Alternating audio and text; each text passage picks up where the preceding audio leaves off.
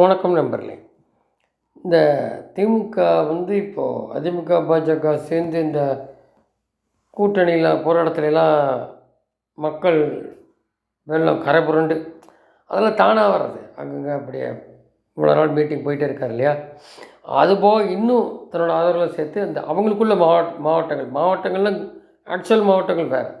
தமிழ்நாட்டில் 30 என்னமோ. இது அவர் இன்னும் பல மாவட்டங்களாக ஒரு 80, 90 மாவட்டமாக கட்சி சார்பாக பிரிப்பாங்க. அப்படி இன்னும் கிரியேட் பண்ணி அவங்கள ஊக்குவிச்சு வேலை வைக்கணும் அப்படின்னு பார்க்குறாரு. இந்த மாதிரி நிலைமையில் இருக்கும்போது இவர் என்னடான்னா இந்த கூட்டணி இன்டாக்டாக இருக்குது எல்லாம் இருக்காங்கன்னா அதை எதுக்கு பயப்படணும் அவங்கள பார்த்து? நம்ம கமலஹாசன் இன்னும் தேமுதிக கட்சியில் வருமா வராத ரெண்டாவது விஷயம். இப்படிலாம் ஏன் பார்க்குறாங்க ஸ்டாலின் தரப்பு?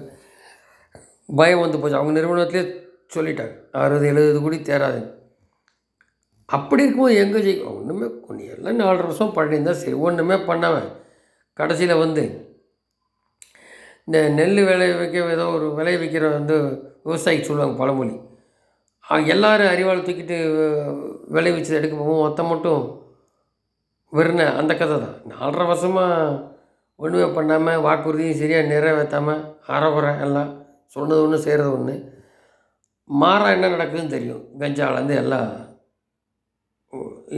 யூனிவர்சிட்டி பசங்க, சிறிய பிள்ளைலேருந்து பாட்டி வரை என்ன நடக்குது, கொலை கற்பனை எல்லாம் நடக்குதுன்றது பாலியல். ஸோ இப்படி இருக்கும்போது இவங்க என்னடான்னா இந்த கூட்டணியில் கூப்பிட்டு நாங்கள் இப்போ சீட்டு தருவர ஜாஸ்தி அப்படின்னு தெரியல. கூட்டணி வரவும் பார்த்து சொல்லலாம். பணம் நீங்கள் 2 வாங்கிக்கங்க, 2 வேறு ஏதாவது வாரி கீரியெல்லாம் தரேன், இந்த கூட்டணியில் ஆச்சு பங்குன்னு சொல்லு. ஸோ இப்போ இந்த மந்த்து இப்போது தெரியும் உங்களுக்கு. இன்னும் வருஷ கடைசி ஆகும்போது கதை தெரியும் என்னன்றது. இந்த கூட்டணி இருக்க போகிறாங்களா, அப்படியே வேறு பக்கம் போகிறாங்களா? அப்போ சொல்லப்போனால் உங்களுக்கு இவர் அதிமுக கூட்டணி விஜய் இருக்கலாம், பாஜக ஒரு பக்கம் பாமக இருக்கலாம், இப்படியும் நடக்கலாம். இல்லை பாஜக ஒரு அணி, விஜய் ஒரு அணினா அந்த டிஎம்கேலேருந்து கலந்து வரலாம். இப்படி பலவித பெர்மிட்டேஷன் இருக்குது. ஆனால் இவர் பயம் இருக்கிறவங்க விட்டு போயிடுவானா? கூட்டணி வச்சு தான் ஆட்சி வந்திருக்கு, வேறு ஒன்றும் கிடையாது. அந்த கூட்டணி இப்போ பர்சன்டேஜ் சரிஞ்சிட்டே வருது. 19லேருந்து சரிஞ்சிட்டே வருது. இப்போ 24 கடைசியாக சரிஞ்சிருக்கு. அப்போ இன்னும் அந்த சென்டரை ஒரு 30, 25, 30% போடுற ஆளுக்கு மாறி தான் போடுவாங்க.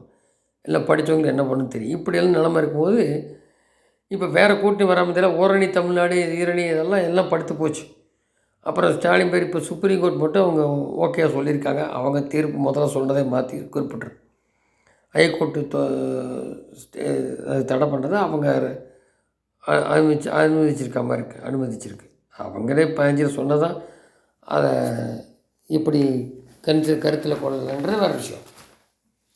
ஸோ இப்படிப்பட்ட இடத்துல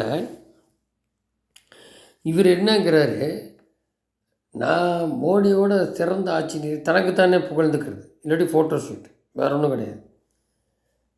அவர் இந்தியா முழுக்க எத்தனை திட்டம் கொடுத்துருக்கு, ஒன்றும் இல்லை சொல்லாமல் கூட செய்கிறாங்க. இப்போ கூட சிலிண்டருக்கு 200-300 ரூபா குறைக்கிறேன்னு சொல்லியிருக்காங்க. பெட்ரோல் டீசல் குறைச்சேன், இது எதையுமே சொன்னது அட்லீஸ்ட் செய்யலை. பெட்ரோல் டீசலோ சிலிண்டருக்கோ அப்போ சொன்ன வாக்குறதே செய்யாமல் எங்கே போய் மோடியோட சிறந்த இது எங்கேயுமே எந்த சீஃப் மினிஸ்டர் சொல்ல மாட்டான். இங்கே தான் இதெல்லாம் நடக்குது. மோடி சொன்ன அந்த கல்வி கொள்கையை சொன்னால் இங்கே ஒரு கல்வி கொள்கை இல்லை சீக்கிரம் விட்டுறது. எதுக்கு இந்த வேலை? அதான் அது இப்படி இவங்க பண்ணதை இவங்களுக்கே அது பூமராங்காகும். அந்த மாதிரி பழைய இந்த ஒரு ஸ்டேட்டில் தான் காரணம் இந்த நபர்கள் தான்.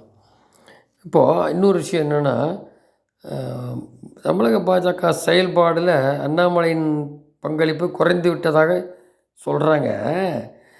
மத்திய பாஜக தலைவர் அவரும் அருமையாக புரிந்து கொள்ள ஒன்றும் இல்லை.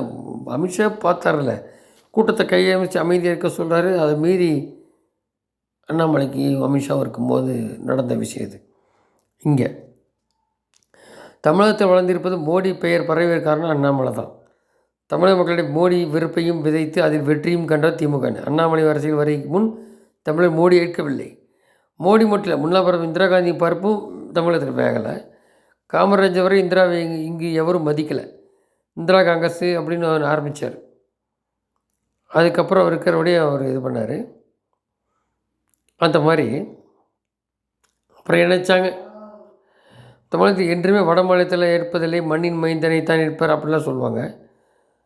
அப்போது நல்லவராக வளரவும் அண்ணாமலை பொறுப்பை விட்டு அவருக்கு சர்வாதிகாரி கொடுப்பது மட்டுமின்றி அவர் மீது வயிற்றெரிச்சல் கொண்டு இடக்க செய்யும் பல பெருச்சாலையிலே பாஜக வளர ஒடுக்கணும்.